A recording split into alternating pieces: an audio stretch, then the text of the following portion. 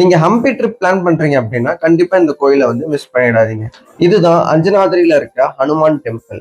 இங்கதான் வந்து ஹனுமார் பிறந்தார் அப்படின்னு சொல்றாங்க. இந்த கோயில் கடல் மட்டத்துல இருந்து 4264 அடி உயரத்துல இருக்கு.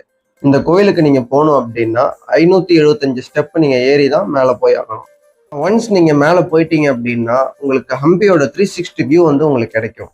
நம்ம ராமாயணத்துல கிஷ்கிந்தா அப்படின்னு சொல்ற ஊரு இதுதான். இந்த கோயில் இருக்க அதே இடத்துலதான் ஹனுமார் வந்து பிறந்திருக்காரு. ஹம்பியில நீங்க சன்செட் இல்ல சன்ரைஸ் பார்க்க ஒரு சூப்பர் ஸ்பாட் தான் இந்த அஞ்சனாத்ரி ஹில். இந்தியால இருந்து ஸ்ரீலங்கா போறதுக்காக ராமர் பாலம் கட்டினப்போ யூஸ் பண்ண அதே கல்லு தான் இங்கேயுமே வச்சிருக்கிறாங்க.